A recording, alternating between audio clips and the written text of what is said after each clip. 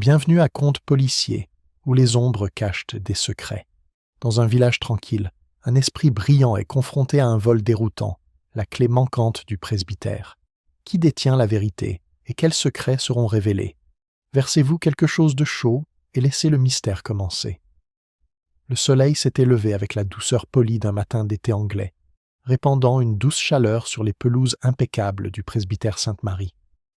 Les oiseaux chantaient leur chant matinal habituel, et l'air embaumait les senteurs mêlées de roses, de lavande et d'herbes fraîchement coupées. C'était, à tous égards, un paysage villageois idyllique, le genre de journée qui s'annonçait rien de plus sinistre qu'une dispute pour les meilleurs scones au goûter. Mais bien sûr, à Sainte-Marie, les apparences étaient rarement toutes. Miss Jane Marple, confortablement assise dans le fauteuil en osier au bord du jardin, sirotait son thé avec la sérénité de celle qui observe tout sans rien révéler. Son tricot reposait sur ses genoux, les aiguilles inactives, tandis que son regard perçant suivait le vol des invités arrivant à la garden party annuelle du presbytère.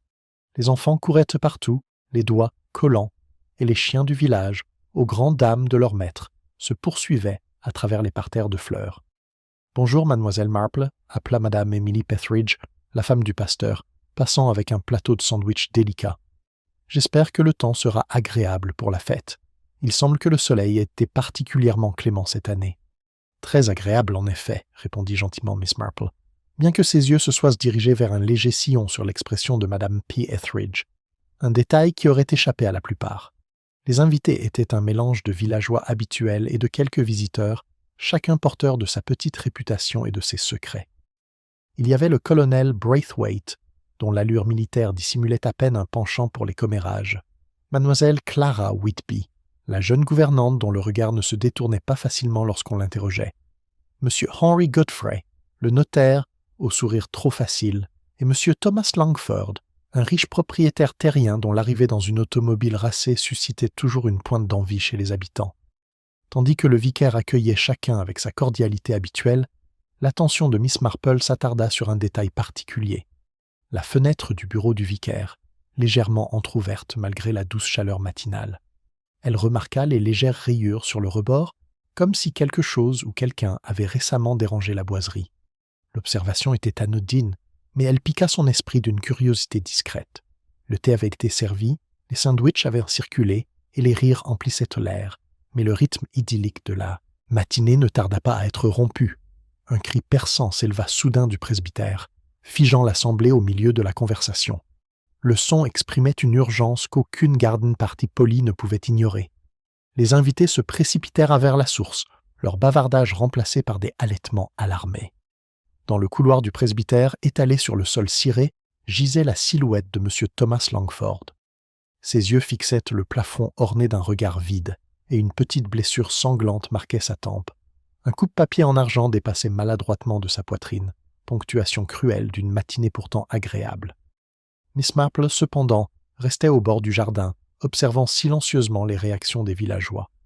Certains criaient à tue-tête, d'autres murmuraient sur des questions frénétiques, et quelques-uns, comme le colonel Braithwaite, arboraient un air d'autorité sinistre. Pourtant, au milieu de ce tumulte, l'esprit de Miss Marple fonctionnait avec la précision silencieuse d'un chirurgien. Elle remarqua le léger tremblement des mains de madame P. Etheridge, le regard fuyant de M. Godfrey, et la légère crispation des yeux de mademoiselle Whitby. C'était, comme Miss Marple le pensait, un début de journée des plus étranges pour ce qui promettait d'être encore plus étrange. Dans le paisible village de Sainte-Marie, le vernis de civilité s'était fissuré, et les questions qui se cachaient sous-jacentes étaient aussi emmêlées que les rosiers, grimpant aux murs du presbytère. Miss Marple prit une longue gorgée de thé et s'autorisa un petit sourire entendu. La nature humaine, songea-t-elle, révèle souvent ses secrets au moment même où l'on s'y attend le moins. Et ce matin, elle commençait à murmurer, et elle avait bien l'intention d'écouter. À l'arrivée du connétable, le jardin du presbytère, autrefois scène de gaieté distinguée, s'était transformé en un lieu de murmures anxieux et d'agitation incessante. Le soleil, jusque-là si clément, semblait maintenant mettre en lumière la sombre réalité des événements de la matinée. Les invités se tenaient regroupés en groupes inquiets, leur conversation étouffée et empreinte de tension. Chaque théorie murmurée semblait plus fantaisiste que la précédente, et Miss Marple, toujours assise tranquillement sur la chaise en osier, les observait avec un mélange de curiosité et de détachement. « Je n'aurais jamais cru qu'une chose pareille puisse arriver ici », murmura Madame P. Etheridge à un petit cercle d'amis, la voix tremblante. Elle serra les mains sur sa poitrine comme pour contenir le choc. Thomas Langford était un homme si gentil, toujours si généreux envers le village, et maintenant ses paroles vacillèrent, laissant un lourd silence. Le colonel Braithwaite, avec son air habituel de commandement, dissipa la tension en tentant de se montrer autoritaire. « Allons, allons, il ne faut pas spéculer. Les autorités s'en chargeront et les rumeurs ne feront qu'aggraver les choses. C'est bien sûr regrettable, mais il faut attendre les faits. » Il jeta un coup d'œil autour de lui, visiblement fier de sa retenue, même si le tic de sa mâchoire trahissait son agitation intérieure. Mais les faits, comme Miss Marple le savait bien, étaient rarement ce que les villageois se souviennent d'observer. Alors même que l'agent prenait des notes et ordonnait aux invités de rester dans le jardin jusqu'à ce que de nouvelles instructions soient données, les villageois commencèrent à murmurer leur propre version des événements. Chaque théorie semblait soigneusement construite pour masquer les angoisses et les préjugés de l'orateur. « Ce devait être un accident, » dit mademoiselle Clara Whitby, les yeux écarquillés d'anxiété, tirant sur le bas de sa robe. « Peut-être est-il tombé, ou le coupe-papier. On trébuche si facilement dans le couloir, n'est-ce pas ?» Elle jeta un regard nerveux au vicaire, comme si elle espérait qu'il acquiescerait et la dégagerait de toute responsabilité. « Non, pas d'accident, » rétorqua maître Henry Godfrey, l'avocat, qui s'était rapproché de la femme du vicaire. Sa voix était mesurée mais ferme. Thomas Langford avait été retrouvé blessé à la tempe. Accidentel ? Pas vraiment. Il y a là une intention, j'en ai bien peur. Il secoua gravement la tête, son air poli ne parvenant pas à dissimuler la légère sueur qui perlait à ses tempes. Miss Marple, écoutant l'échange, se surprit à réfléchir non pas aux faits, mais aux subtils indices du comportement humain. Les mains tremblantes de Madame P. Etheridge suggéraient le choc, ou peut-être la peur. Le rapide détournement de Miss Whitby révèle de l'anxiété. Le discours mesuré de M. Godfrey laissait deviner un souci des apparences, plus que du chagrin. Et le colonel Braithwaite, malgré son insistance à exiger des ordres, ne parvenait pas à réprimer complètement le malaise qui le traversait. Pendant ce temps, les ragots. « J'ai entendu dire qu'il avait des ennemis, » chuchota Madame Harriet Pym, une voisine veuve avec un penchant pour les histoires dramatiques. « Vous savez, les rivalités commerciales. Il était toujours ambitieux. » Elle se pencha vers un groupe de jeunes femmes, qui hochèrent la tête avec ferveur, même si leurs expressions suggèrent qu'elles n'étaient pas vraiment au courant des affaires de cet homme. « Des ennemis, en effet, » murmura M. Edward Clive, un instituteur à la retraite. « On a du mal à l'imaginer mériter cela. Mais l'ambition engendre souvent le ressentiment. Vous savez combien les villageois peuvent être jaloux de la prospérité, Miss Marple. Les pensées de Miss Marple, cependant, se concentrent sur les plus petits détails. La légère trace de boue sur le sol ciré du couloir, la façon dont les fleurs de la fenêtre du presbytère avaient été dérangées, et la subtile trace d'eau de Cologne qui persistait près de la sonnette du bureau, des détails insignifiants pour quiconque, mais qui en disaient long à son œil exercé. Au fil de la matinée, le gendarme organisa un interrogatoire minutieux des témoins. Chaque invité est invité à raconter ses déplacements et ses interactions avec M. Langford. Naturellement, les récits se chevauchent et se contredisent. Le vicaire lui-même semblait absorbé par son effort pour garder son calme, sa voix douce mais ferme, encourageant les villageois à coopérer. Miss Marple observa discrètement le déroulement des événements. Thomas Langford avait discuté avec M. Godfrey au sujet de documents juridiques. Il avait salué Miss Whitby d'un hochement de tête poli et d'un sourire. Puis, selon divers témoignages, il s'était dirigé vers le bureau avant le cri. Les incohérences, bien que subtiles, la fascinaient. Certains le décrivaient se déplaçant lentement, d'autres jurent qu'il était pressé.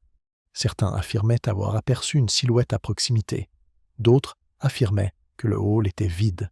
« Il y a tant de contradictions, » se dit Miss Marple à voix basse, et pourtant, chacune d'elles est révélatrice, pour peu qu'on sache la déchiffrer. Dans le jardin, les villageois tentèrent de se rassurer, malgré un malaise palpable. Madame Pym suggéra que le thé apaiserait les nerfs de tous, tandis que le colonel Braithwaite insistait pour que les convenances restent en place jusqu'à la fin de l'enquête policière.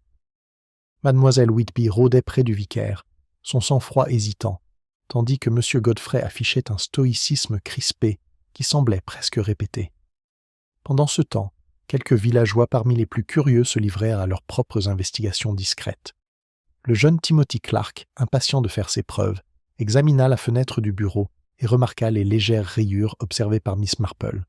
Un voisin scruta les parterres de fleurs, imaginant une silhouette obscure se cachant derrière les rosiers. Chaque petit geste, innocent en soi, contribue à un ensemble complexe d'observations que Miss Marple classait méticuleusement. Alors que le matin approchait de midi, le vicaire invita chacun à garder son calme et à rester sur les lieux jusqu'à l'arrivée des autorités supérieures. Pourtant, la machine sociale du village continuait de ronronner discrètement sous la surface. Les regards se croisaient, les murmures circulaient, et de subtiles alliances se formaient dans un souci de compréhension mutuelle, voire, dans certains cas, de préservation de soi. Miss Marple, de nouveau assise sur sa chaise en osier, s'autorisa à réfléchir aux tendances humaines qui se manifestent. Le besoin de blâmer, l'instinct de protéger sa réputation, les subtiles manières dont la peur s'exprimait par les gestes ou le ton. Tout cela, elle le savait, finirait par converger vers la vérité. Et elle, comme toujours, serait prête à la voir. Elle regarda Madame P. Etheridge presser un mouchoir contre ses lèvres, étouffant des sanglots, tandis que le colonel Braithwaite redressait les épaules, une légère rougeur lui colorant le visage, tandis que le regard de mademoiselle Whitby allait nerveusement du vicaire à M. Godfrey, et que M. Godfrey consultait sa montre à gousset pour la 3e fois. Chaque mouvement, chaque expression, chaque hésitation subtile était un fil d'une toile délicate que seule mademoiselle Marple pouvait espérer démêler. En milieu d'après-midi, le village était plongé dans un silence tendu. Les conversations continuaient, mais avec une certaine retenue. Les rires avaient disparu, remplacés par des spéculations et des jugements subtils. Et bien que le meurtre ait déjà eu lieu, Miss Marple comprenait que le véritable mystère ne résidait pas seulement dans l'identité du coupable, mais dans ses motivations. Les réponses, comprit-elle, ne se trouveraient pas dans les faits évidents de la scène de crime, mais dans les indices plus subtils du comportement humain, les regards, les gestes, les non-dits. Et, avec patience et une observation attentive, elle comptait bien les découvrir toutes. Tandis que les villageois regagnaient leur maison, un calme précaire régnait au presbytère. Le coupe-papier restait là où il était tombé, sinistre monument à la tragédie du matin. Et dans le jardin, Miss Marple sirotait son thé maintenant frais, son esprit rassemblant déjà les fils de la suspicion, de la tromperie et de la fragilité humaine. C'était, pensa-t-elle, le début d'un puzzle des plus complexes, et elle, comme toujours, observerait et attendrait, laissant les gens eux-mêmes révéler les secrets qu'ils avaient si soigneusement cachés. Le lendemain, en milieu de matinée, le village de Sainte-Marie s'était transformé d'une scène de légère panique en une attente silencieuse et vigilante. Bien que le presbytère fût bouclé et sous la surveillance constante du gendarme local, le reste du village semblait vibrer de spéculations murmurées. Miss Marple, quant à elle, se déplaçait avec sa grâce discrète habituelle, vaquant à ses petites courses tout en laissant son œil perçant absorber chaque détail subtil qui l'entourait. L'inspecteur de police, un homme sérieux à la moustache impeccablement taillée et au sens aigu des procédures, arriva au petit matin, s'imposant rapidement. Il mena des interrogatoires formels avec tous les participants à la garden party, enregistrant leurs déclarations avec une précision mécanique. Pourtant, il était clair qu'à ses yeux, l'affaire pouvait être soigneusement compartimentée en faits et en chiffres, négligeant les subtilités du comportement humain auxquelles Miss Marple accordait une importance primordiale. « Je veux une chronologie précise, insista-t-il en arpentant le bureau. Qui a vu M. Langford en dernier ? Qui était où au moment du meurtre ? J'étais au salon en train de préparer des fleurs, dit mademoiselle Whitby d'une voix légèrement aiguë, comme si elle s'efforçait de paraître calme. Ses mains serraient son carnet, et son regard se posa brièvement sur le vicaire, puis se détourna. « Et vous, monsieur Godfrey ?» demanda l'inspecteur en tournant son attention vers l'avocat. « Je parlais avec monsieur Langford dans le couloir juste avant l'incident, » répondit Godfrey d'une voix douce. Son ton mesuré trahissait un certain malaise, visible dans le léger pli entre ses sourcils. Miss Marple, observant depuis un coin de la pièce, remarqua les détails infimes que l'inspecteur avait négligés. La cravate de Godfrey était légèrement de travers, la manche gauche de sa veste légèrement poussiéreuse, suggérant qu'il s'était appuyé contre une surface à la hâte. La jupe de Miss Whitby, bien que soignée, présentait une petite tache près de la marque d'éma qu'elle ne parvenait pas à dissimuler entièrement. Le vicaire, quant à lui, paraissait d'un calme presque surnaturel, même si Miss Marple pouvait percevoir la crispation autour de sa bouche et le léger tremblement de ses mains. Dehors, les villageois se rassemblent en petits groupes le long de la rue principale, spéculant librement. Madame Pym, toujours prête à partager ses conjectures, tenait une tasse de thé à la main tout en s'adressant à un groupe d'auditeurs curieux. « C'est évident, n'est-ce pas ?» dit-elle d'un air conspirateur. « Quelqu'un devait être jaloux de M. Langford. Il était riche, ce qui lui permettait de rabaisser les autres, peut-être même involontairement. N'importe qui aurait pu craquer. » Le colonel Braithwaite, debout à proximité, secoua la tête. « Je serai prudent avant de pointer du doigt. Nous ne savons rien avec certitude. Ce genre d'accusation peut faire plus de mal que de bien. » Miss Marple, bien que silencieuse en apparence, conservait chaque observation. Les réactions humaines, avait-elle remarqué depuis longtemps, étaient bien plus révélatrices que les mots. D'après son expérience, la culpabilité se manifestait souvent par les plus petits gestes involontaires. Un tremblement de la main, un regard fugace, un serrement de mâchoire. En fin de matinée, l'inspecteur décida d'examiner la scène de plus près et invita Miss Marple à l'accompagner. Elle accepta avec une réticence polie, trouvant un léger enthousiasme à la perspective d'observer les preuves de ses propres yeux, même si elle ne se faisait aucune illusion sur les limites d'une simple preuve matérielle. Le bureau conservait le léger parfum d'encre et de rose de la veille. Le coupe-papier, désormais soigneusement emballé, avait été photographié sous tous les angles. Pourtant, ce qui retint l'attention de Miss Marple, ce ne furent pas les objets d'intérêt évident, mais les détails qu'on aurait facilement pu négliger. La fine trace de poussière sur le rebord de la fenêtre, comme si quelqu'un s'y était récemment penché. Une petite marque dans le tapis près du bureau, la façon dont les rideaux étaient légèrement de travers. Rien de concret, et pourtant tout était suggestif. « Voyez-vous, mademoiselle Marple, dit l'inspecteur en désignant les photos de la scène, tous les indices pointent vers une période unique et un nombre limité de suspects. Il est facile de reconstituer ceux qui ont eu cette opportunité. » Miss Marple hocha simplement la tête. Pour l'inspectrice, son silence suggérait un accord, mais en réalité, elle observait le comportement du personnel et les interactions indirectes des villageois, souvent plus révélatrices que n'importe quel objet physique. Plus tard dans la journée, le presbytère organisa une réunion informelle, plus restreinte, des amis et confidents les plus proches du défunt. L'atmosphère était empreinte de retenue, la civilité masquant à peine le malaise. Les conversations tournaient autour du décès soudain de M. Langford, mais chaque participant prenait soin de ne pas exposer sa vulnérabilité. « Pensez-vous que cela ait pu être prémédité ?» demanda doucement Mlle Whitby en jetant un coup d'œil au vicaire. « Je ne peux imaginer que quiconque puisse délibérément faire du mal à Thomas, répondit Mme P. Etheridge d'une voix tremblante. Et pourtant, nous devons envisager toutes les possibilités. Le colonel Braithwaite tapota pensivement sa canne. La préméditation impliquerait un mobile. Et c'est là-dessus, je pense, que nous devrions nous concentrer. Argent, réputation, rancune personnelle. Miss Marple, assise tranquillement, son panier à tricot sur les genoux, laisse la conversation s'écouler. Elle n'avait pas besoin de participer ouvertement à chaque déclaration. L'hésitation et le regard lui fournissent des indices. Elle remarqua que le regard de Mme P. Etheridge s'attardait trop longtemps sur son mari, comme pour jauger sa réaction. Elle observa les doigts agités de Miss Whitby, qui tournoyait sans cesse un mouchoir, trahissant une anxiété que le chagrin seul ne pouvait expliquer.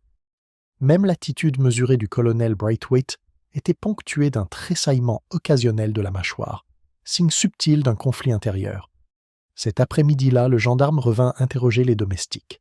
La servante, une jeune femme timide nommée Elsie, raconta ses tâches matinales, insistant sur chaque détail. Elle mentionna avoir aperçu une ombre près de la fenêtre du bureau, sans toutefois pouvoir en déterminer précisément le propriétaire, et remarqua que le coupe-papier en argent avait été poli la veille, un détail qu'elle trouva étrangement remarquable. Miss Marple se demanda discrètement pourquoi un meurtrier choisirait un lieu aussi visible, entouré de nombreux témoins potentiels, pour commettre un acte aussi effronté. Et pourquoi laisser derrière lui un objet aussi méticuleusement nettoyé, presque comme si le coupable souhaitait qu'il soit remarqué.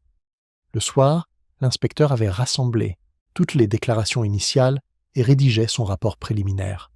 Les villageois rentraient chez eux, certains tremblant de peur, d'autres murmurant des accusations.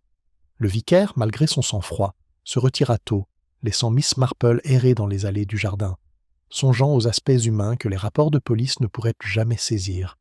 Elle s'arrêta près des roses qui grimpèrent sur les murs du presbytère, effleurant légèrement les pétales de ses doigts. Les légères griffures sur le rebord de la fenêtre, la légère empreinte sur le tapis et le désordre subtil du bureau formaient un puzzle silencieux. Pourtant, Ce n'étaient pas seulement les détails physiques qui m'intriguaient, c'était l'interaction des motivations humaines, des peurs et des petites tromperies. Miss Marple repensa aux réactions des villageois, des spéculations enthousiastes de Madame Pym à la bienséance rigide du colonel Braithwaite, des agitations nerveuses de Miss Whitby à l'inquiétude raffinée de M. Godfrey. Chaque réaction, chaque micro-expression, chaque infime incohérence était un fil conducteur dans la toile complexe qui avait mené à cette matinée fatale. Elle retourna s'asseoir dans son fauteuil près de la lisière du jardin, tandis que le crépuscule approchait, le ciel se teintant de reflets roses et dorés.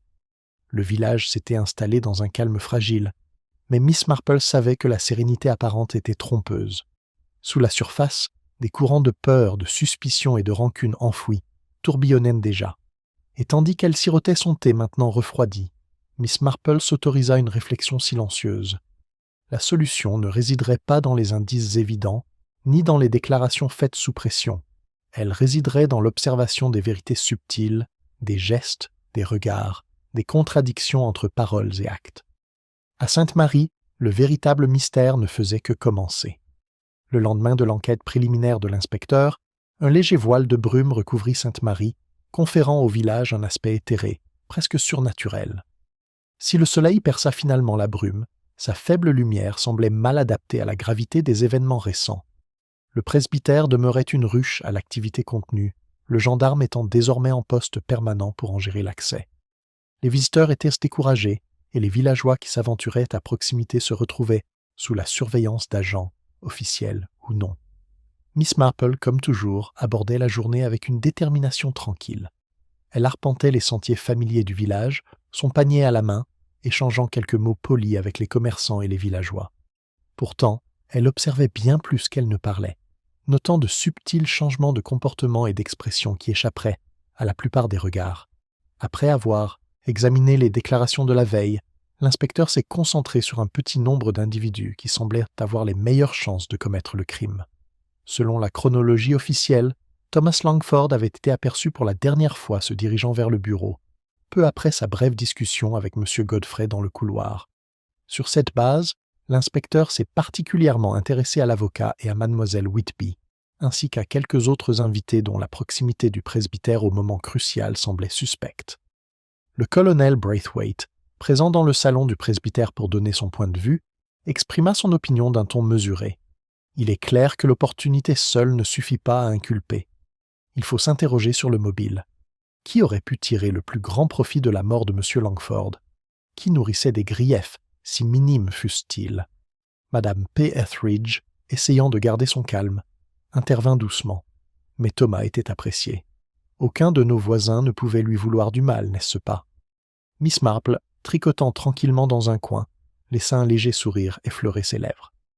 Apprécier, songea-t-elle, signifiait souvent exactement le contraire.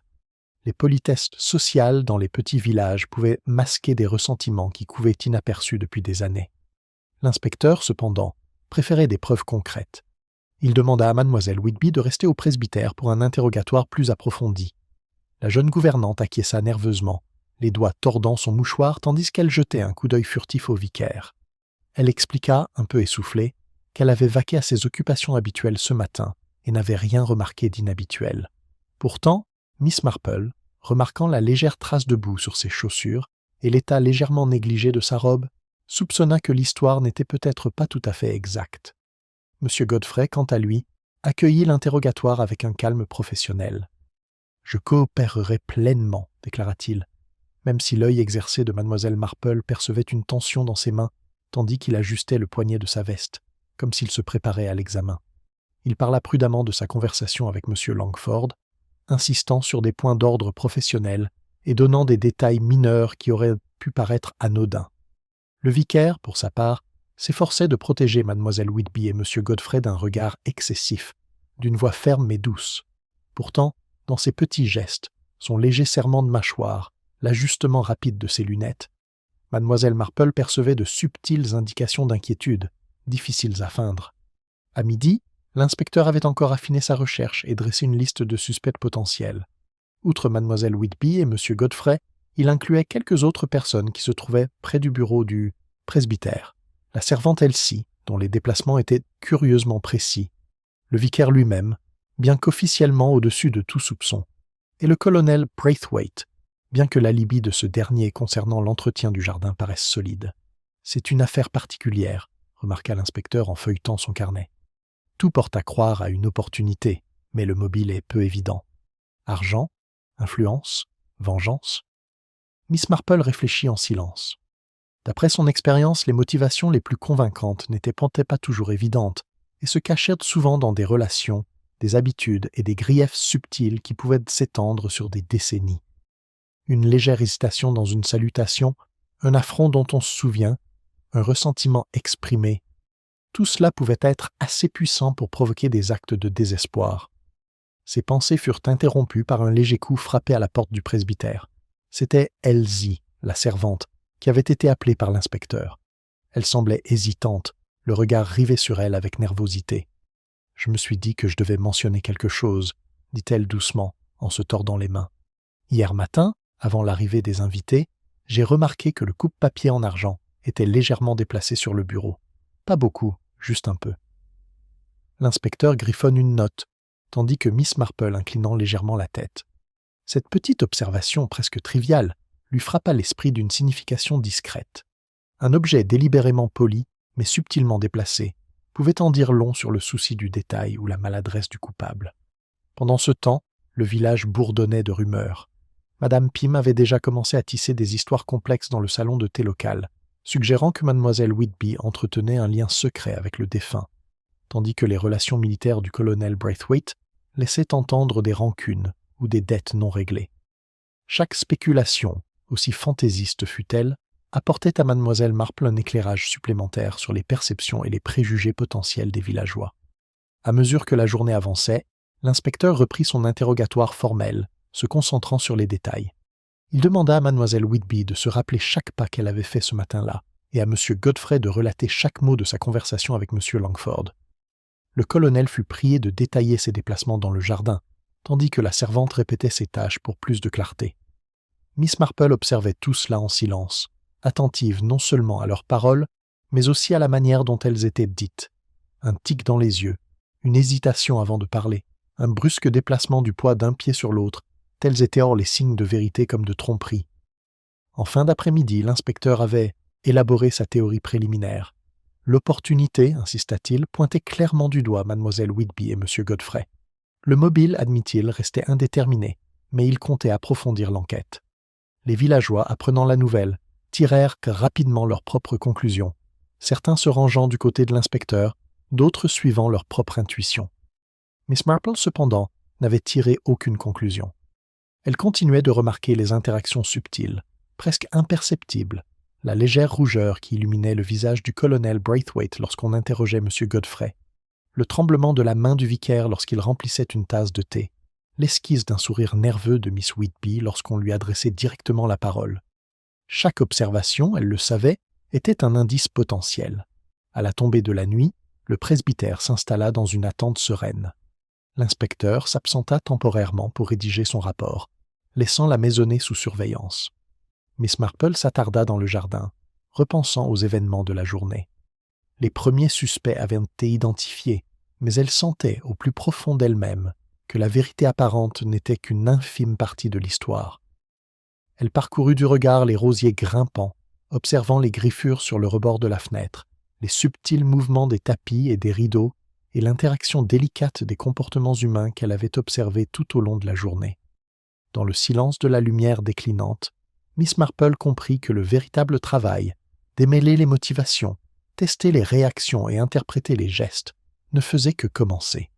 Et même si les villageois croyaient que l'affaire progresse régulièrement, Miss Marple savait que l'apparente clarté des premiers suspects n'était qu'un mince voile. Derrière ce voile se cachait un schéma plus complexe, qu'elle s'apprêtait à démêler discrètement avec patience, observation et une compréhension de la nature humaine que peu de gens pouvaient égaler. Le lendemain de la première série d'interrogatoires des suspects, un froid glacial régnait sur le village de St. Mary's. Un léger givre persistait sur les toits des maisons, scintillant sous le soleil naissant, tel un halo de diamants. La tranquillité de l'aube, cependant, dissimulait la tension qui régnait encore dans le village. Bien que la garden party fût terminée, les échos de la mort de M. Langford résonnaient dans chaque conversation, chaque regard prudent et chaque soupçon non exprimé. Miss Marple, levée plus tôt que d'habitude, avait fait sa promenade habituelle le long des sentiers sinueux près du presbytère. Elle s'arrêtait souvent, non pas pour admirer le paysage, mais pour observer les subtils détails du comportement humain. Les villageois étaient devenus prudents, certains évitant délibérément son regard, d'autres engageant la conversation avec une pointe de prudence. Même dans ces petits mouvements contrôlés, Miss Marple décelait des traces d'anxiété, de culpabilité ou de savoir caché. Sa première visite de la journée fut au presbytère, où elle trouva Madame P. Ettridge en train de disposer des fleurs dans le salon, les mains légèrement tremblantes malgré ses efforts pour se calmer. « Bonjour, Miss Marple, » dit-elle doucement. « J'espère que vous avez bien dormi, malgré tout. »« Très bien, merci, » répondit Miss Marple, son regard se portant brièvement sur une petite table où les documents de M. Godfrey avaient été laissés. La pile bien rangée, laissée sans surveillance un instant, révéla une curieuse clé de détail, petite et usée, partiellement dissimulée sous une lettre. Miss Marple la remarqua immédiatement. Bien que la clé paraisse ordinaire, son emplacement, caché et pourtant délibérément à portée de main, suggérait qu'elle pouvait avoir une importance que d'autres auraient négligée. Plus tard, tandis que le gendarme poursuivait son interrogatoire méthodique des villageois et du personnel, Mademoiselle Marple fit discrètement sa ronde, observant et relevant de subtiles incohérences. La servante, Elsie, désormais plus calme mais toujours nerveuse, raconta ses souvenirs de la matinée. Elle décrivit avoir aperçu une ombre près de la fenêtre du bureau et mentionna, presque en passant, avoir remarqué le registre privé du vicaire ouvert sur le bureau. « Avez-vous vu qui aurait pu le regarder » demanda doucement Miss Marple en se penchant plus près. Elsie secoua la tête, les yeux écarquillés. « Non, madame, je l'ai seulement vu bouger, comme si quelqu'un avait pris soin de ne pas attirer l'attention, tout en le voulant accessible. » Les lèvres de Miss Marple se lancent. Ce petit geste, déplacer un objet sans perturber l'ordre apparent, était caractéristique de quelqu'un cherchant à manipuler la perception. Une subtilité intentionnelle destinée à distraire l'observateur tout en dissimulant son intention. En milieu de matinée, l'inspecteur revient, accompagné d'une petite équipe de la ville voisine, avec l'intention de procéder à un examen plus approfondi du bureau du presbytère. Mademoiselle Marple, poliment invitée à observer, s'exécuta avec une curiosité sereine. Le bureau, encore intact sauf pour l'inspection officielle, conservait son léger parfum d'encre, de rose et de légères traces d'eau de Cologne. C'est là, dans un coin silencieux de la pièce, que le regard de Miss Marple fut attiré par une légère éraflerie régulière sur le bord d'un tiroir, apparemment insignifiante à première vue. C'était peut-être le genre de marque que n'importe qui aurait prise pour une simple usure. Pourtant, pour Miss Marple, elle suggérait un mouvement, une brève lutte ou la dissimulation hâtive d'un objet. Plus important encore, c'était un détail subtil que la police et les autres avaient manqué de remarquer dans leur hâte à classer les preuves. Tandis que l'inspectrice se concentrait sur l'angle évident du coupe-papier, les empreintes digitales et les témoignages, Miss Marple remarqua l'alignement des objets dans la pièce. Des livres légèrement décalés, un buvard de travers, le registre ouvert avec une seule page marquée. La clé, petite et discrète, semblait délibérément négligée par tous sauf elle. Ses bords usés et ses légères rayures indiquent une utilisation fréquente. Pourtant, personne ne l'avait remarqué. « Mademoiselle Marple, trouvez-vous quelque chose d'intéressant » demanda l'inspecteur, remarquant son examen prolongé du bureau. « Oh, juste les petites choses » répondit-elle d'un ton léger, avec un sourire innocent. « Parfois, ce sont les plus petits détails qui racontent les histoires les plus importantes. » L'inspecteur haussa un sourcil, mais n'insista pas, pensant qu'il s'agissait des réflexions d'une dame âgée dont les intérêts étaient principalement sociaux. Au village, les rumeurs continuèrent de circuler. Madame Pym avait déjà inventé une nouvelle version au salon de thé, suggérant que le meurtre était peut-être lié à une liaison secrète, tandis que le maître d'école, M. Clive, songeait à voix haute que les rancunes pouvaient rester enfouies pendant des décennies et refaire surface dans les moments de désespoir. Chaque conversation, chaque suggestion, bien que souvent fantaisiste, offrait à Miss Marple des éléments supplémentaires pour comprendre les motivations humaines et les petites incohérences qui révélaient la vérité. De retour chez elle, Miss Marple examina à nouveau la clé. Son usure subtile suggérait un usage fréquent, et son apparence petite et banale pouvait facilement dissimuler un élément important. Elle considéra le presbytère, le bureau et la circulation des invités durant cette matinée fatidique. La clé, bien que discrète, semblait essentielle pour accéder à un tiroir verrouillé, un compartiment secret ou un endroit destiné à rester invisible. Dans l'après-midi, l'inspectrice avait mené une nouvelle série d'interrogatoires avec les principaux suspects. Mademoiselle Whitby, M. Godfrey et la femme de chambre, Elsie, tandis que Mademoiselle Marple observait discrètement depuis la périphérie. Elle remarquait les moindres gestes, l'habitude de Mademoiselle Whitby de se tordre les doigts lorsqu'on lui posait des questions directes, la respiration mesurée de Godfrey et sa tendance à ajuster sa veste au moment clé, et le léger bégaiement d'Elsie dès qu'il était question du vicaire. Chacun, bien qu'apparemment coopératif, révélait des bribes de malaise et une subtile dissimulation. C'est dans ces observations discrètes que l'esprit de Miss Marple fonctionnait le mieux. Tandis que d'autres cherchèrent des mobiles dans des actions manifestes, colère, cupidité, rivalité, elle comprenait que les motivations cachées provenaient souvent de la honte personnelle, d'un ressentiment tenace ou du besoin de préserver sa réputation. L'indice, subtil mais indéniable, résidait toujours dans le comportement, dans les détails, plutôt que dans les preuves matérielles évidentes. Tard dans l'après-midi, Miss Marple retourna au presbytère et trouva le bureau vide, à l'exception d'un seul employé cataloguant les documents. Elle glissa soigneusement la clé dans sa poche, avec l'intention de l'examiner plus en détail en privé. Seule, elle traça les contours du petit objet, notant chaque rayure et chaque empreinte. Bien que insignifiant en apparence, il lui suggérait un accès clandestin et une dissimulation délibérée, quelque chose que personne d'autre n'avait considéré comme significatif. Alors que la lumière déclinait, Miss Marple réfléchissait aux réactions du village, aux gestes subtils de chaque suspect et aux indices cachés qui commençaient à se dessiner dans son esprit.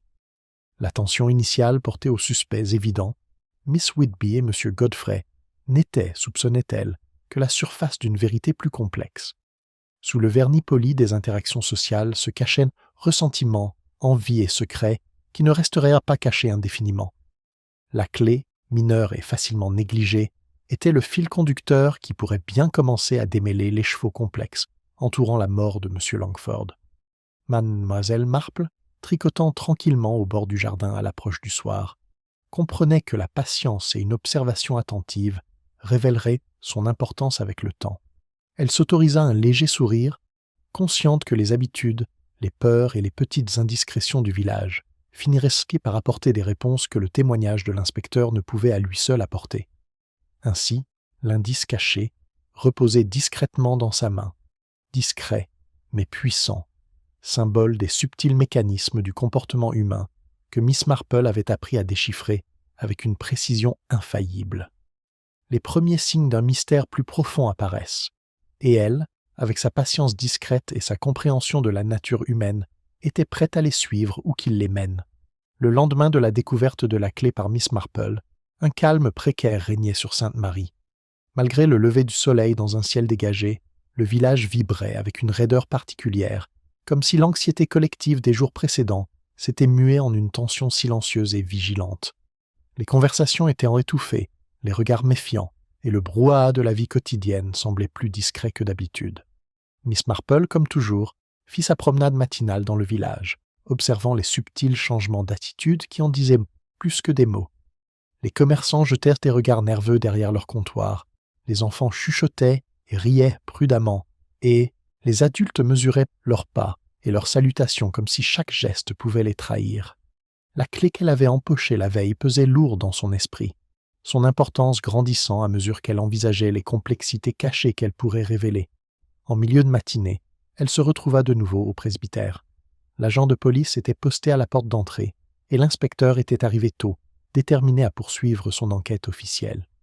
Miss Marple, invitée à observer, se déplaçait avec sa discrétion habituelle, se glissant discrètement dans les recoins silencieux de la maison. L'inspecteur avait réuni les principaux suspects. Mademoiselle Whitby, M. Godfrey, la domestique Elsie et même le colonel Braithwaite. Le vicaire, pâle mais déterminé, restait présent, offrant une présence calme mais alerte.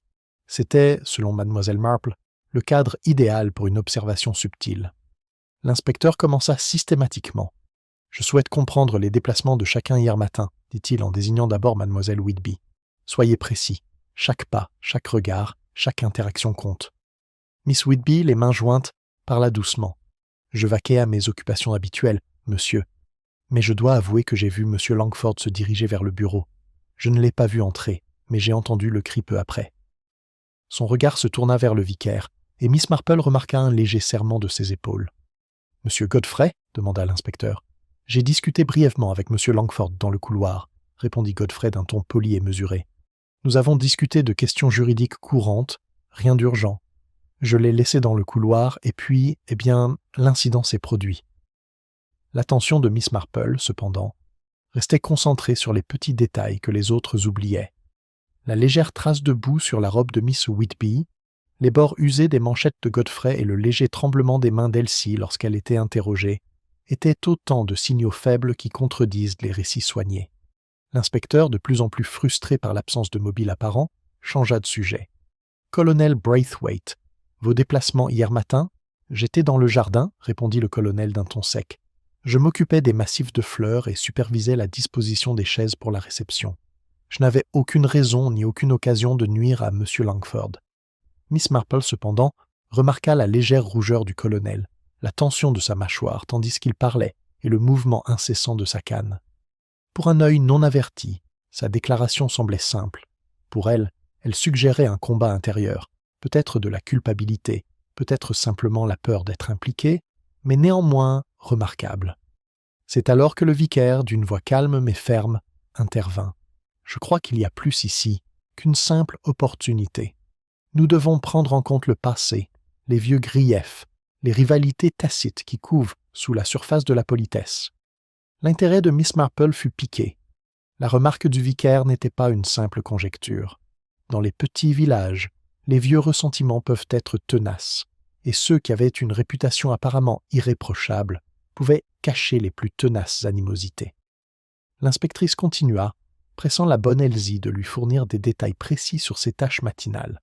Elle raconta chaque geste d'une voix à peine plus forte qu'un murmure, mais Miss Marple remarqua que son regard se tournait vers la fenêtre du bureau à chaque fois qu'elle le mentionnait.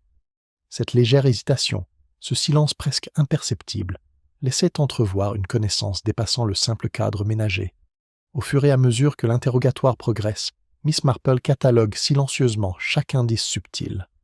La disposition des objets dans le bureau, la clé usée qu'elle avait découverte et les comportements nuancés des villageois formaient peu à peu un tableau complexe dans ses pensées. Chaque geste, chaque regard, chaque contradiction mineure était le fil d'une tapisserie bien plus complexe que ce que l'inspectrice pouvait discerner à partir des seuls documents et déclarations officielles. En début d'après-midi, le passé des villageois commence à refaire surface dans les conversations. Mademoiselle Whitby, semblait-il, avait été employée par une famille liée de longue date aux intérêts commerciaux de M. Langford. Son emploi avait pourtant pris fin, à l'amiable, où elle affirma donc que Mademoiselle Marple avait perçu une légère hésitation à l'évocation du lien. M. Godfrey, sous des dehors professionnels, entretenait depuis longtemps des relations financières avec Langford, connues de la communauté locale mais rarement évoquées ouvertement. Quant au colonel Braithwaite, malgré sa civilité publique, il avait un passé de conflits fonciers et immobiliers subtils dont le village ne parlait qu'à voix basse. L'inspecteur, tentant de maintenir l'ordre, ramena la conversation sur les événements de la matinée. Pourtant, Miss Marple voyait bien que les véritables révélations ne provenaient pas des canaux officiels. Elles surgissent dans les silences, les regards rapides, les petits gestes qui trahissaient une tension intérieure. C'est lors d'une brève suspension d'audience que mademoiselle Marple s'adressa au vicaire en privé. « Révérend, dit-elle doucement, il y a des subtilités dans le comportement humain qui peuvent en dire plus long que n'importe quelle preuve. Parfois, les plus petits détails révèlent les plus grandes vérités. » Le vicaire hocha la tête pensivement, comprenant le sous-entendu de ses paroles. « Oui, Miss Marple, je crains que les apparences soient souvent trompeuses, surtout lorsque de vieux griefs se cachent sous des années de civilité. » Miss Marple reprit ses observations, notant discrètement une interaction particulièrement révélatrice. Miss Whitby, parlant poliment au colonel, laissa sa main s'attarder brièvement sur la coudoir de son fauteuil, un contact à la fois désinvolte et délibéré. Le regard du colonel baissa, presque imperceptiblement, et sa mâchoire se crispa. Pour tout autre observateur, c'était insignifiant. Pour Miss Marple, cela trahissait une familiarité, une tension tacite, une dynamique cachée qui pouvait détenir la clé des événements de la matinée. À l'approche du soir, l'inspecteur rassembla le groupe pour résumer l'interrogatoire de la journée. Il se concentrait sur l'opportunité, la logistique et le timing, mais Miss Marple remarqua son peu d'attention aux subtilités qui comptaient, les regards hésitants, les tics nerveux, les interactions qui trahissaient un savoir tacite. Elle retourna s'asseoir dans son fauteuil en osier, dans le jardin, réfléchissant aux liens cachés du tissu social du village. La clé, petite et discrète, restait soigneusement rangée dans sa poche. Promesse silencieuse que les secrets qu'elle pourrait révéler n'étaient à dans cette épée encore prêts à être révélés. La patience, comme toujours, serait son allié. Pendant ce temps, les villageois retournent chez eux, chacun accablé par le poids des soupçons, des souvenirs et des vérités non dites. De vieilles rivalités, des affronts mineurs et des ressentiments cachés avaient commencé à refaire surface, de manière subtile et presque imperceptible. Miss Marple les observait dans l'ombre du jardin du presbytère, notant chaque réaction subtile, chaque étincelle d'émotion et chaque mot soigneusement mesuré. À Sainte-Marie, la tranquillité apparente du village demeurait intacte, mais sous la surface, des courants de tension, de secrets et de conflits non résolus circulaient avec une énergie discrète mais inexorable. Miss Marple, forte de sa compréhension infaillible de la nature humaine, était prête à suivre chaque courant, à démêler chaque fil conducteur et à éclairer progressivement les vérités que les villageois eux-mêmes ignoraient encore. Alors que le crépuscule s'épaississait sur le presbytère et le village, elle s'autorisa un petit sourire entendu. Les premières confrontations n'avaient révélé que des indices de la véritable histoire, et la subtile dynamique qu'elle avait observée promettait que des secrets plus profonds et plus complexes allaient bientôt émerger. Patience, observation et compréhension la guideront vers les réponses que la police, les villageois et même les suspects avaient négligées. Le lendemain matin, froid et gris, le ciel chargé de nuages bas semblait peser sur le village de Sainte-Marie. Un silence inhabituel régnait dans les rues. Même les enfants, d'ordinaire source de joyeuses clameurs, avançaient avec prudence, comme si le poids des événements récents leur avait appris à marcher prudemment. Miss Marple, quant à elle, s'engagea dans sa promenade matinale avec le même calme serein, bien que son esprit, comme toujours, fût attentif à la moindre anomalie de comportement ou de circonstance. Elle remarqua immédiatement que les villageois se déplaçaient différemment. Une hésitation dans leurs pas, une légère tension dans leurs épaules, une légère tendance à éviter le contact visuel.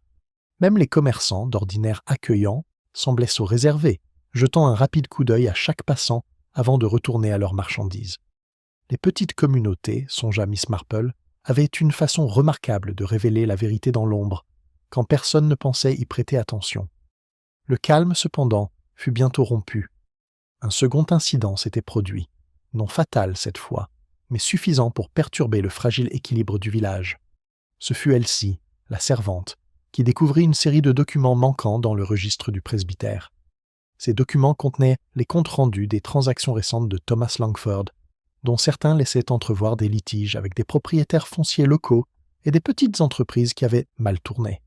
L'inspecteur arrive presque aussitôt, les sourcils froncés d'irritation et d'inquiétude.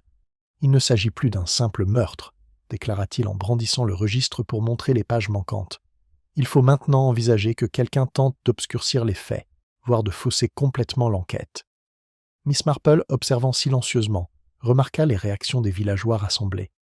Miss Whitby écarquilla les yeux, et ses mains, soigneusement jointes devant elle, se crispèrent légèrement. Le sang-froid habituel de M. Godfrey vacilla. Il ajusta sa manchette avec un léger tremblement perceptible. Même le colonel Braithwaite, qui avait jusque-là affiché un calme absolu, semblait perturbé, ses épaules se raidissant en jetant un coup d'œil à l'espace vide, où les documents avaient été rangés. Le vicaire, pâle et pensif, parlait doucement. Il semblerait que quelqu'un manipule délibérément les preuves. Mais qui aurait accès à ces informations, ou en aurait les connaissances pour le faire sans être repéré? L'esprit de Miss Marple était déjà occupé à relier les points subtils. La clé qu'elle avait trouvée la veille, avec ses bords usés et son placement délibéré, semblait désormais plus cruciale que jamais pour le mystère qui se dévoile. Quelqu'un avait eu besoin d'accéder au bureau à un moment précis, et le retrait des documents suggérait une planification et une prévoyance, une tentative de dissimuler non seulement de simples actions, mais aussi des motivations. L'inspecteur, frustré par ce qu'il percevait comme des complications circonstancielles, s'adressa au suspect individuellement. Mademoiselle Whitby, insista-t-il, avait été observée près du bureau la veille. M. Godfrey y avait également eu accès. Même les faits et gestes du colonel Braithwaite furent scrutés à la recherche de la moindre incohérence. Miss Marple, cependant, prêta attention aux éléments plus subtils. La légère hésitation dans les réponses de Miss Whitby, la précision excessive des souvenirs de M. Godfrey et le tic involontaire de la main du colonel Braithwaite étaient autant d'indices d'une connaissance cachée, bien qu'aucun ne puisse à lui seul confirmer la culpabilité. En milieu de matinée, Miss Marple avait discrètement mené sa propre enquête. Elle s'entretint avec Elsie en privé, lui demandant de lui raconter chaque étape de la découverte des papiers manquants. « J'ai vu que le registre avait été dérangé, » admit Elsie à voix basse, « mais je n'ai remarqué personne d'autre près du bureau. » Sa voix trembla et son regard se porta sur le vicaire. Miss Marple sourit doucement. « Oui, Elsie, c'est souvent dans le non-dit que se trouvent les informations les plus utiles. Observer l'hésitation et le ton peut nous en dire plus qu'une déclaration directe. » Ces réflexions furent interrompues par un visiteur inattendu. Un propriétaire voisin, M. Julian Hawkes, arriva au presbytère, tout agité. « Inspecteur, je dois vous parler, » dit-il d'une voix tendue. « J'ai reçu hier soir une note anonyme suggérant que certains documents relatifs aux transactions foncières de Thomas Langford étaient cachés, peut-être même détruits. La note elle-même n'était pas signée, le papier épais et banal, mais il était clair que l'agresseur n'agissait pas par impulsion, mais dans le but délibéré de tromper l'attention. Miss Marple, observant discrètement, remarqua le regard de M. Hawkes se posa sur les visages des suspects rassemblés, jaugeant leur réaction. « J'ai reçu ceci hier soir », poursuivit-il en posant le mot sur la table à la vue de tous. L'inspecteur l'examina rapidement, puis fronça les sourcils. Cela confirme une ingérence délibérée. L'affaire est plus complexe que nous le pensions. Nous sommes désormais confrontés non seulement au meurtre initial, mais aussi à une tentative orchestrée de manipulation de preuves. Miss Marple, son tricot inactif pour la première fois depuis des jours, s'accorda un instant de réflexion. Le retournement de situation était subtil mais significatif. Quelqu'un contrôlait le flux d'informations, créant délibérément l'incertitude et tentant de détourner les soupçons. Les petits détails, la clé, les rayures, les fils de l'histoire laissés délibérément en place pour tromper, contenaient pourtant la vérité pour l'œil attentif. L'inspecteur commença à examiner chaque suspect de manière systématique, scrutant leurs faits et gestes avec une rigueur sans précédent.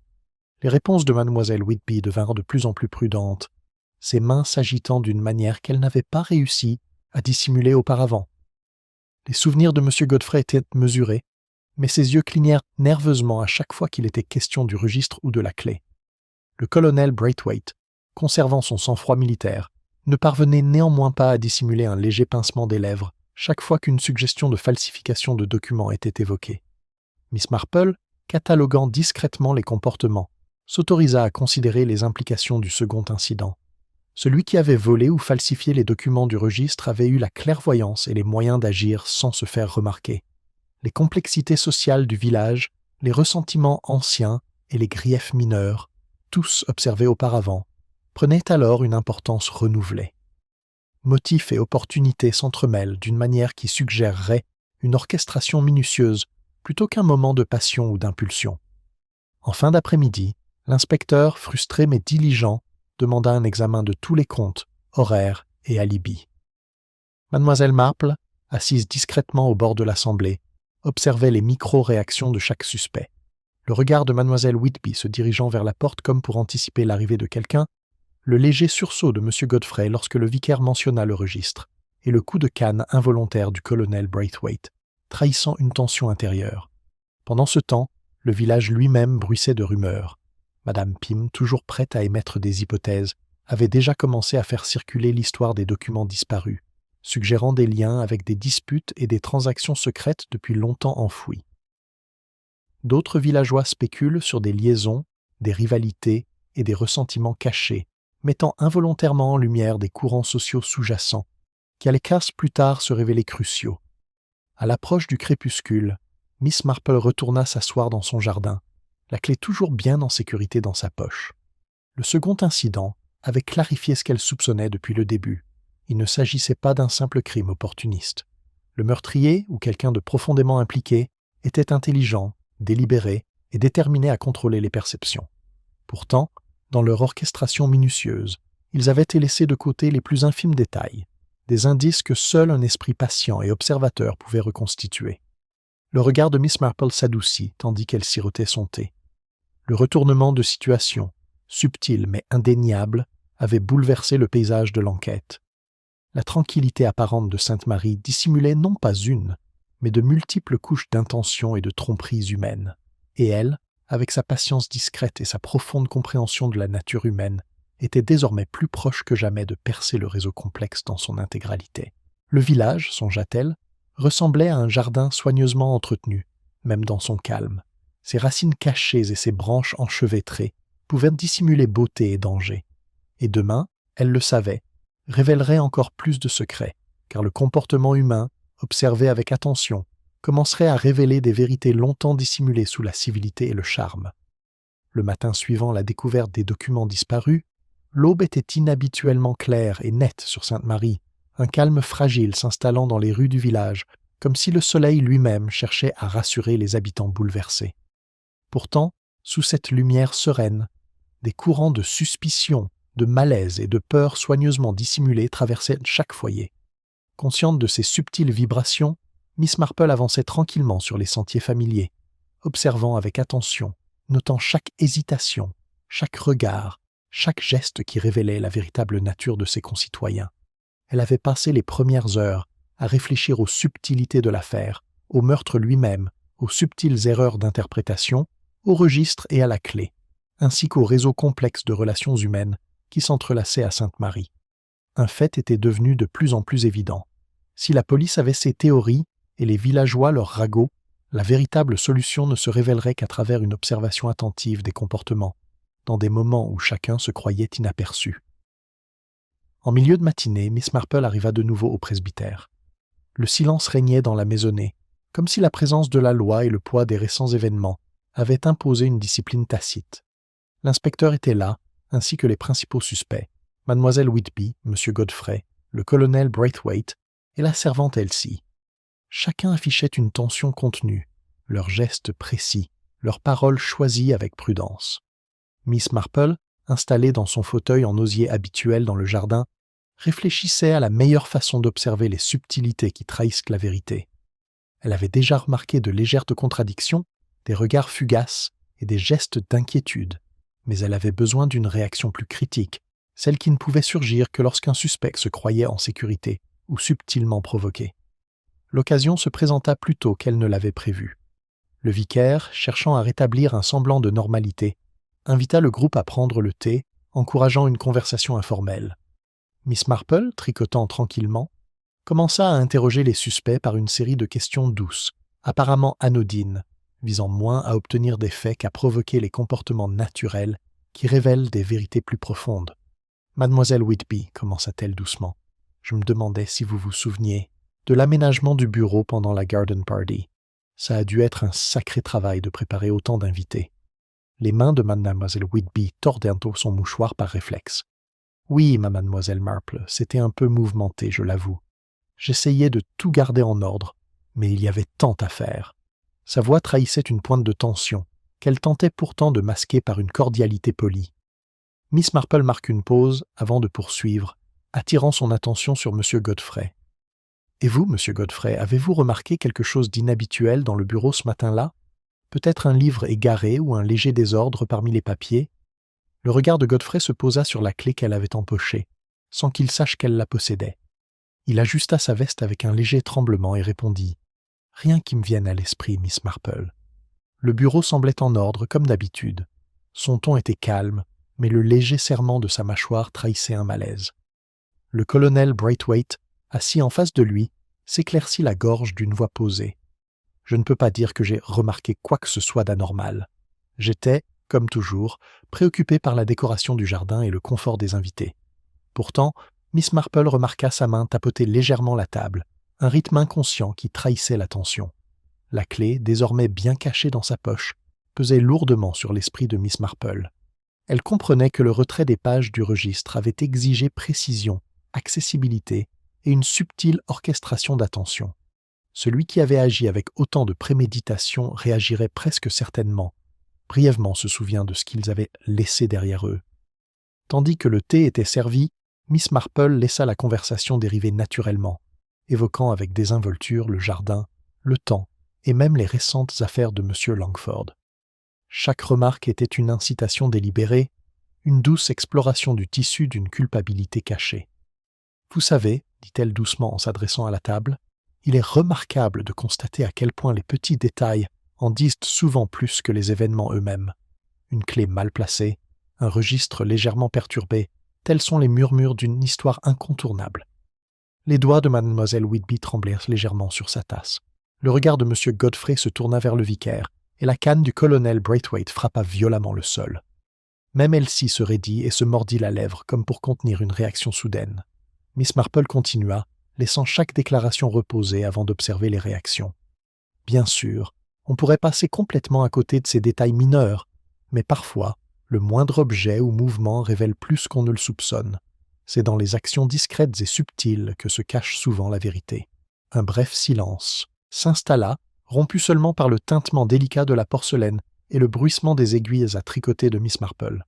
Puis, presque imperceptiblement, un léger mouvement attira son attention. Le regard de M. Godfrey se posa sur elle, un peu trop vite, une ombre traversant son expression avant qu'il ne puisse la maîtriser. Sa main jusque-là fermée tressauta au bord de sa tasse. Miss Marple laissa le temps s'éterniser. Elle posa une autre question, d'une douceur apparemment triviale. « Monsieur Godfrey, vous avez traité de nombreux papiers et documents dans votre profession. Seriez-vous prudent si vous souhaitez dissimuler certaines choses, même temporairement ?» La question, d'un ton désinvolte, était précise. Les lèvres de Godfrey s'entr'ouvrirent légèrement. Sa main se figea en plein mouvement et une pointe de tension se répandit sur son visage. Les autres convives continuèrent leur attention polie, inconscients du léger changement d'atmosphère dans la pièce. Les yeux de Miss Marple se plissèrent légèrement, observant la micro-expression qui s'était dessinée sur le visage de Godfrey, la brève, presque involontaire, reconnaissance d'un lien entre lui et les papiers disparus. Bien qu'il ne dît rien, la réaction était indéniable à son œil exercé. Elle continue de laisser la conversation se dérouler naturellement, s'enquérant de l'emploi du temps du vicaire, de l'aménagement du jardin et de l'histoire informelle des interactions sociales au village. À chaque remarque, les petites fissures dans les façades soigneusement construites de ces suspects s'élargissaient imperceptiblement, révélant des lueurs de motivation, de peur et de connaissances préalables. En fin d'après-midi, Miss Marple avait conclu son interrogatoire informel. Le deuxième incident, le registre, la clé et les comportements subtils formèrent un schéma qui se précisait. Les liens entre opportunité, mobile et tromperie délibérée convergent vers un personnage central, même si elle prévoyait de prendre le temps et de procéder à des observations supplémentaires avant de porter une quelconque accusation. L'inspecteur, inconscient de ses déductions internes, continuait de se concentrer sur la logistique et le timing, ignorant que les véritables révélations ne reposaient pas sur des déclarations ou des alibis, mais sur l'interaction subtile des réactions humaines et de petits détails souvent négligés. À l'approche du crépuscule, Miss Marple retourna dans son fauteuil de jardin, tricotant de nouveau, son esprit cataloguant silencieusement les observations de la journée. Le test final avait été exécuté, les suspects avaient été doucement incités, leurs comportements observés et les vérités cachées révélées par les mouvements involontaires de leurs mains, de leurs yeux et de leurs expressions. Le village de Sainte-Marie, paisible en apparence mais vibrant de peur et d'impatience, poursuivait son lent cours de la vie quotidienne. Miss Marple, patiente et observatrice, possédait désormais la perspicacité nécessaire pour identifier l'orchestrateur des événements de la matinée. Elle savait qu'avec le temps, lorsque les éléments du comportement humain, les gestes subtils et les indices négligés seraient correctement alignés, la véritable histoire émergeait et la justice, subtile mais précise, serait rendue. Ainsi, tandis que les derniers rayons du soleil caressent les murs du presbytère et que le village s'installe dans le calme du soir, Miss Marple s'autorisa un petit sourire entendu. L'épreuve avait révélé beaucoup de choses, et la voie pour découvrir le véritable coupable était plus claire que jamais. Les fils de la tromperie, soigneusement tissés, commençaient à se défaire sous son regard patient et infaillible. Le lendemain matin, l'aube se leva dans un calme inhabituel sur Sainte-Marie. Même les oiseaux semblaient plus calmes, comme si le village lui-même pressentait qu'un tournant dans l'enquête était proche. Miss Marple, assise dans son fauteuil en osier habituel dans le jardin du presbytère, sirotait son thé avec une sérénité anticipative. Elle avait observé, écouté et attendu, observant les subtils schémas du comportement humain ces derniers jours. À présent, les pièces du puzzle étaient presque en place, l'heure de la révélation finale approchant. Le vicaire avait convoqué au salon toutes les personnes impliquées, l'inspecteur, les suspects et un petit groupe de villageois. Une formalité inhabituelle flottait dans l'air, un mélange de tension et d'attente. Miss Marple, tricotant tranquillement, laissa l'assemblée se calmer, tandis que son regard perçant parcourait chaque visage, notant les micro-expressions et les subtils changements de posture. Chaque mouvement, chaque tressaillement, chaque regard pouvait avoir une signification. L'inspecteur, ignorant la subtile orchestration employée par Miss Marple ces derniers jours, commença la réunion. « Je crois que nous avons désormais pris en compte chaque mouvement, chaque déclaration et chaque opportunité. Pourtant, l'affaire reste mystérieuse. La soustraction de documents, l'apparente diversion, tout cela suggère un esprit soigneusement maquillé et dissimulé. » Miss Marple inclina légèrement la tête, provoquant une pause. Elle savait que le moment était venu de parler. Mais comme toujours, elle commença par de simples observations, se laissant guider par le comportement des suspects. « On dit, commença-t-elle d'une voix douce mais précise, que la nature humaine révèle souvent ce que nous cherchons à cacher. Même les gestes les plus prudents, le comportement le plus poli, ne peuvent dissimuler entièrement la vérité. » La pièce était silencieuse, l'inspectrice fronçant légèrement les sourcils, incertaine de savoir si elle offrait un aperçu ou de vaines réflexions.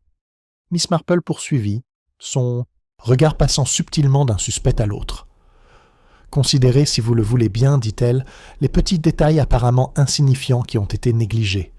Un registre, une clé légèrement abîmée, usée par un usage fréquent et dissimulée sous des papiers, des rayures sur le rebord de la fenêtre du bureau, une légère trace de boue sur une robe, à peine visible. Aucun de ces éléments pris isolément ne prouve quoi que ce soit, et pourtant, ensemble, ils forment un schéma qui révèle à la fois une opportunité et une intention. Son regard se posa alors sur M. Godfrey. Il remua, mal à l'aise, ajusta sa manchette, et une légère lueur rouge lui monta aux joues. Miss Marple s'autorisa une brève pause, observant les micro-expressions se déployer. « Voyez-vous, poursuivit-elle, le meurtre n'était pas un crime passionnel soudain. Il était planifié, délibéré, exécuté avec une précision méticuleuse, puis dissimulé sous le couvert de la civilité ordinaire. Celui qui a agi souhaitait contrôler non seulement le résultat, mais aussi la perception de son entourage. » L'inspecteur se pencha en avant, avide de précision. « Mademoiselle Marple, suggérez-vous une personne en particulier ?» Miss Marple esquissa un léger sourire, une lueur d'assurance dans son calme. « Effectivement, la vérité réside dans les comportements, les petites réactions qui trahissent la connaissance intérieure.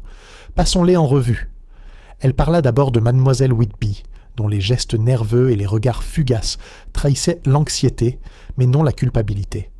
Mademoiselle Whitby, dit-elle, était honnête dans son récit de la matinée.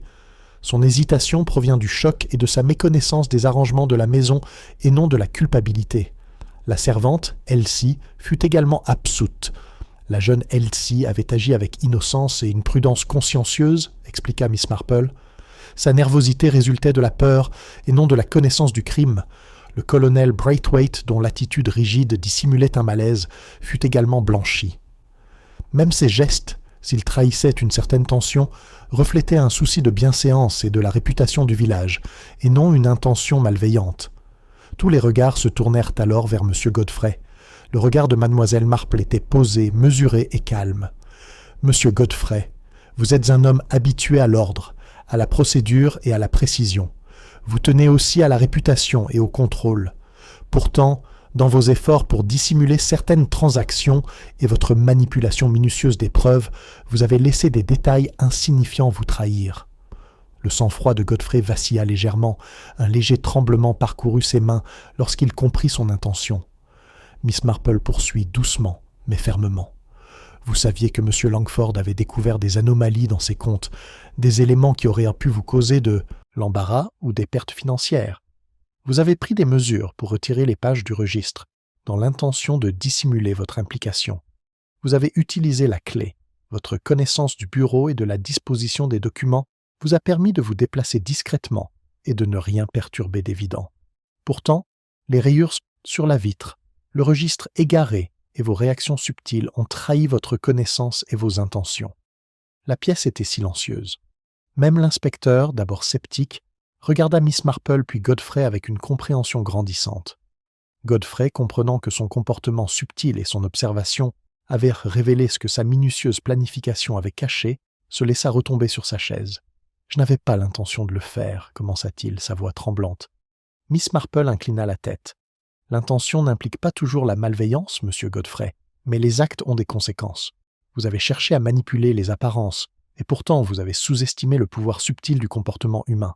Le registre, la clé et les réactions, tout cela était plus fort que vous ne l'imaginez. » Le regard de Godfrey se porta sur le vicaire, implorant sa clémence, mais son expression exprimait une tristesse silencieuse et une reconnaissance mesurée de la vérité. Même les villageois, qui avaient observé avec curiosité et crainte, commencèrent à saisir l'ampleur de la supercherie. L'inspecteur s'éclaircit la gorge, retrouvant son calme. « Mademoiselle Marple, vos déductions sont extraordinaires. Cela clarifie à la fois le mobile et la méthode. » Miss Marple, d'un air calme et doux, hocha simplement la tête. « La nature humaine est rarement simple, inspecteur. C'est dans les petits détails, les gestes, les regards et les incohérences mineures que réside souvent la vérité. Il suffit d'observer patiemment et sans préjugés. Les dernières pièces du puzzle étaient désormais réunies. Le crime, d'abord déconcertant par sa précision et sa subtilité, fut pleinement révélé grâce à l'observation patiente du comportement humain. La planification méticuleuse de M. Godfrey, ses subtiles tentatives de détourner l'attention et ses interactions avec les autres villageois avaient finalement permis sa dénonciation. Les villageois, certains choqués, d'autres soulagés, commencèrent à digérer la révélation. L'histoire du meurtre de M. Langford, autrefois entouré d'incertitudes, était désormais claire. Le village apparemment paisible de St. Mary's avait été secoué par la fragilité humaine et des motivations cachées. Mais la justice, guidée par la compréhension et une observation patiente, avait prévalu. Miss Marple, regagnant son fauteuil en osier près du jardin, s'accorda un moment de réflexion. L'interaction subtile des comportements humains, les couches de secrets et les attentes sociales avaient une fois de plus révélé la vérité. Et même si le village retrouvait son calme apparent, les leçons d'observation, de subtilité et les conséquences des actions dissimulées resteraient longtemps gravées dans la mémoire de Sainte Marie. Dans ce jardin tranquille, tandis que le soleil filtrait à travers les feuilles, Miss Marple sirotait son thé et méditait sur la vérité durable de la nature humaine. Les apparences peuvent être trompeuses, mais la patience, l'attention et la compréhension peuvent révéler même les secrets les plus soigneusement cachés. Le matin suivant la révélation de la culpabilité de M. Godfrey, un calme étrange régnait sur Sainte-Marie. Le soleil se levait, doux et brillant, mais sa lumière semblait incapable de percer la tension persistante qui régnait sur le village. Bien que le danger immédiat fût passé, l'air était chargé de réflexion, de curiosité et d'un léger malaise. Miss Marple, comme à son habitude, fait sa promenade matinale dans le village, ses gestes posés mais sans hâte. Elle observait les rues avec son attention habituelle. Les commerçants avançaient avec une énergie contenue, échangeant des hochements de tête polis, mais de jeunes enfants, encore conscients des récentes tragédies, jouaient tranquillement près du pré, leur rire prudent et mesuré. Même les chiens semblaient s'être calmés, sentant le changement d'humeur. Au presbytère, l'ambiance était tout aussi tendue. Le vicaire et Madame Peatridge avaient passé la matinée à examiner les comptes de la maison, veillant à ce que l'ordre soit rétabli après les perturbations causées par les agissements de M. Godfrey. Le reste du personnel travaillait avec diligence, s'efforçant de ramener les chambres et le jardin à un semblant de normalité, tout en tirant les leçons des événements récents. Mademoiselle Whitby, la gouvernante, avait été rassurée sur son innocence et, malgré un léger voile d'anxiété persistant, elle reprit ses fonctions avec un calme prudent. Même le colonel Braithwaite, qui avait observé une grande partie de l'enquête avec une précision militaire, avançait maintenant d'un pas plus léger, tout en restant conscient des délicates tensions sociales qui s'étaient installées. Les villageois, toujours curieux, se rassemblent en petits groupes le long des rues, échangeant murmures et observations prudentes. Madame Pym, incapable de résister aux spéculations, avait déjà commencé à raconter l'histoire du meurtre et sa résolution, enjolivant certains détails à la manière naturelle des commérages villageois. Pourtant, sous la surface de son bavardage, Mademoiselle Marple percevait une vérité plus vaste. Sainte-Marie avait été irrémédiablement transformée par les événements, même si les apparences suggéraient le contraire. En milieu de matinée, l'inspecteur revient pour clôturer officiellement l'enquête. Son rapport était exhaustif, détaillant à la fois le meurtre et les interférences ultérieures avec le registre. Les villageois écoutèrent attentivement, certains avec soulagement, d'autres avec une pointe de suspicion, tandis que les procédures officielles renforcent la conviction que justice avait été rendue. Miss Marple, assise silencieusement au bord de l'assemblée, méditait sur les événements. C'était le comportement humain, subtil et précis, qui avait révélé la vérité. Ni les documents, ni les preuves matérielles à elles seules, mais les regards indiscrets, les micro-expressions et les gestes les plus ténus en disaient long. Dans ces petits gestes, elle avait discerné mobile, opportunité et intention délibérée. Plus tard dans l'après-midi, le vicaire convoqua Miss Marple pour une réunion privée dans son bureau. « Jane, dit-il doucement, je ne sais pas comment vous parvenez toujours à voir ce que les autres ignorent. Votre compréhension des gens, de leurs peurs, de leur subtile vérité est extraordinaire. » Miss Marple s'autorisa un petit sourire modeste. « Je n'ai fait qu'observer, révérend. Les gens se révèlent dans leurs actions et leurs gestes, même lorsqu'ils croient ni les dissimuler. Il suffit d'y prêter une attention particulière. » Le vicaire hocha la tête, une expression pensive traversant son visage.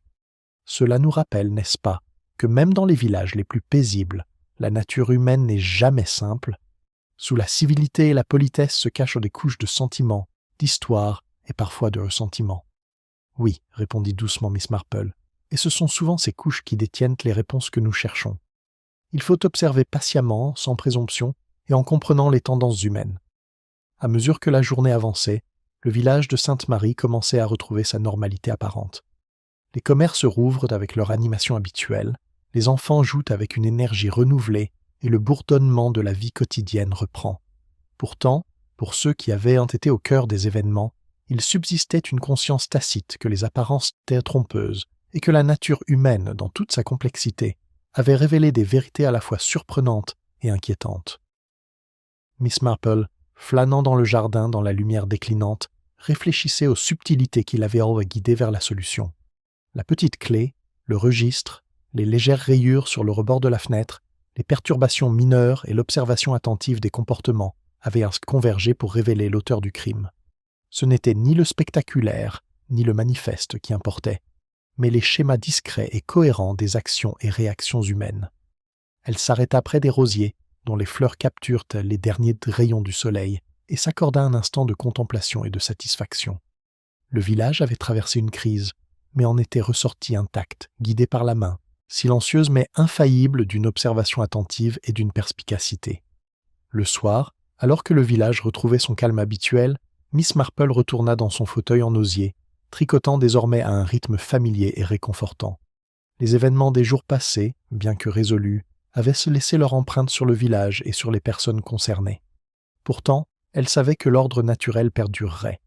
Les gens reprendront leurs habitudes, poursuivront leurs visites amicales et leurs réunions de jardinage, mais sous la surface, les leçons d'une observation attentive et les conséquences de motivations cachées persistent. Elle réfléchit à la vérité plus vaste de la nature humaine. Les gens, songeait-elle, cachent souvent leurs intentions, même à eux-mêmes, mais ils sont rarement capables de les dissimuler complètement. Les plus petits gestes, les expressions fugaces et les subtiles incohérences en disent tout plus que les mots. Il suffit de patience, d'attention et de compréhension pour les percevoir. Alors que le crépuscule s'épaississait sur Sainte-Marie, Miss Marple s'autorisa un calme sentiment de satisfaction. Le meurtre était résolu, le mystère éclairci, et la justice, subtile mais précise, avait été rendue. Pourtant, le village, serein en apparence, restait un lieu de relations humaines complexes, où secrets, ressentiments et motivations cachées se cachaient sous les conversations polies, rappelant que les apparences, aussi paisibles soient-elles, ne faisaient jamais tout. Miss Marple, son tricot posé sur ses genoux, sirotait son thé et regardait la dernière lumière du jour filtrer à travers les fenêtres du presbytère. Sainte-Marie avait retrouvé son rythme paisible, mais son rythme était à jamais altéré par les révélations des jours passés. Et, à sa manière calme et observatrice, Miss Marple savait que la nature humaine, dans toute sa complexité, continuerait à révéler ses vérités à ceux qui se donneraient la peine de les voir.